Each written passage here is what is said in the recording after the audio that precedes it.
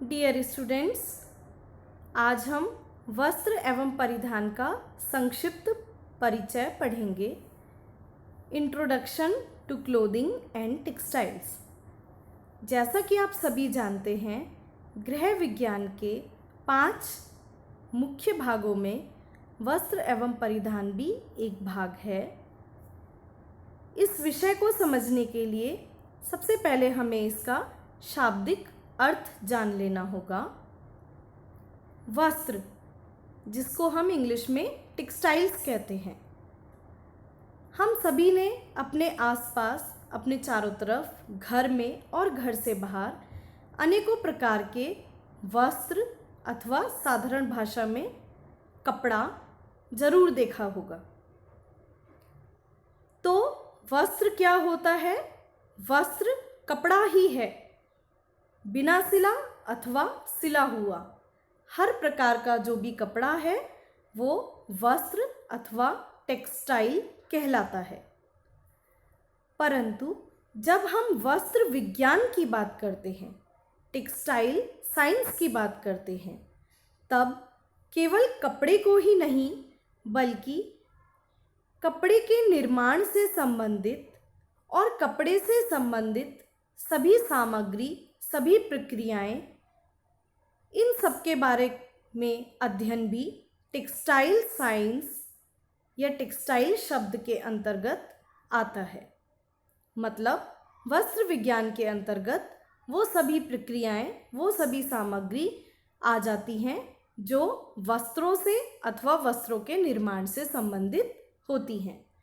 उदाहरण के लिए तंतु, धागे, वस्त्रों को रंगने वाली डाइज, इलास्टिक, नेट, डोरी, अनेकों प्रकार के बटन, पर्दे, कारपेट, दरी या और भी बहुत कुछ, जो भी चीज़ें वस्त्रों के निर्माण से संबंधित होती हैं, उन सभी को हम टेक्सटाइल साइंस के अंतर्गत पढ़ते हैं। Textile and clothing. क्लोथिंग को हिंदी में हम परिधान कहते हैं। परिधान क्या होता है? जब किसी भी वस्त्र से या किसी भी कपड़े से हम सिलाई के पश्चात उसको पहनने का एक वस्त्र बना लेते हैं तो उसे हम फिर परिधान कहते हैं, क्लोथिंग कहते हैं। यानी कपड़े से जब हम सिलाई के उपरांत कोई भी ड्रेस बना लेते हैं तो हम उसे क्लोथिंग कहते हैं। परंतु क्लोथिंग विषय में भी या परिधान विषय के अंतर्गत भी केवल सिला हुआ कपड़ा ही नहीं बल्कि कपड़े को सिलने के या परिधान को बनाने से संबंधित पूरी प्रक्रिया एवं उससे संबंधित सभी सामग्री का अध्ययन किया जाता है। उदाहरण के लिए कोई भी परिधान बनाने के लिए हमें डिज़ाइनिंग, ड्राफ्टिंग, सिलाई, बुनाई, छपाई, एम्ब्रॉयडरी आदि अनेकों प्रक्रियाएं करनी पड़ सकती हैं। तो इन सभी प्रक्रियाओं का अध्ययन हम क्लोथिंग के अंतर्गत करते हैं। वस्त्र एवं परिधान विषय को समझने के लिए हमें 3 परिभाषाओं को या 3 चीज़ों को बहुत ही अच्छे से जानना और समझना अति आवश्यक है। इसके बिना हम इस विषय को समझ नहीं सकते। इसमें सबसे पहली चीज़ जो है वो तंतु, जिसे हम इंग्लिश में फाइबर कहते हैं। फाइबर अथवा वस्त्र निर्माण का तंतु वस्त्रों के निर्माण की मूलभूत इकाई को हम तंतु कहते हैं। यह वस्त्र निर्माण की सबसे छोटी इकाई है जो हमें दिखाई देती है। बिना तंतु के हम कोई भी टेक्सटाइल या वस्त्र नहीं बना सकते। इन तंतुओं को ऐंठन देकर, ऐंठन मतलब ट्विस्ट देकर, मोड़कर मिला देने से हमें एक लंबी पतली संरचना प्राप्त हो जाती है जिसको हम सूत कहते हैं।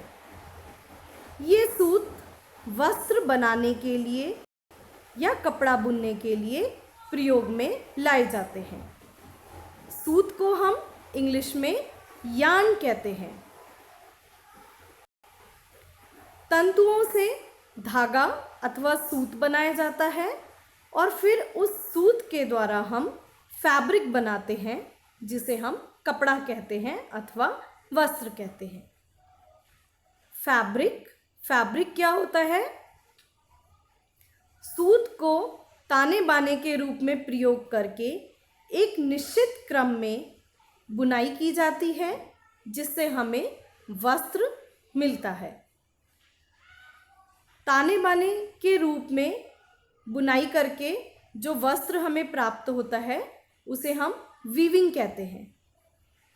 परंतु वस्त्र निटिंग से, लेसिंग से और भी अनेकों नई तकनीक आ गई हैं, जिनके द्वारा हम वस्त्र को प्राप्त कर सकते हैं।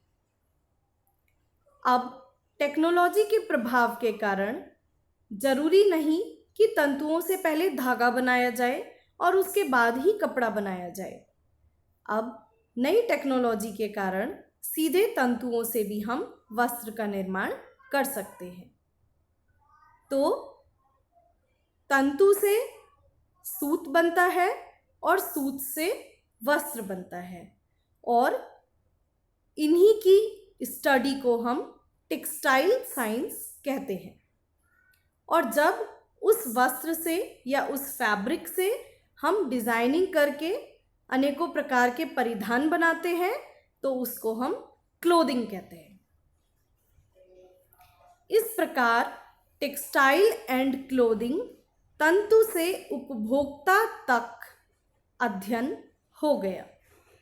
तंतुओं का निर्माण, तंतुओं के प्रकार, तंतुओं की विशेषताएं, सूत का निर्माण, सूत के प्रकार, वस्त्र का निर्माण, वस्त्र निर्माण की प्रक्रिया, अनेकों प्रकार के वस्त्र, उनकी रंगाई, छपाई, सिलाई, कढ़ाई, बुनाई, धुलाई, वस्त्रों की परिसज्जा जिसको हम फिनिशिंग कहते हैं, पैकेजिंग, मार्केटिंग और उपभोक्ताओं को उस वस्त्र को अथवा परिधान को पहुंचाना आदि सभी कुछ का अध्ययन टेक्सटाइल एवं क्लोथिंग के अंतर्गत किया जाता है।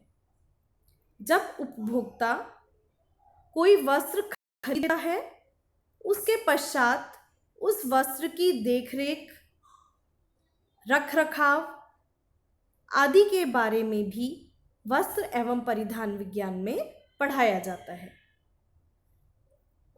तो बच्चों, आगे की वीडियोज़ में हम इन्हीं सभी चीज़ों के बारे में डिटेल में पढ़ेंगे। हमारी नेक्स्ट वीडियो तंतु का अर्थ एवं उसके वर्गीकरण के बारे में होगी। आप इस चैनल के साथ बने रहिए। धन्यवाद।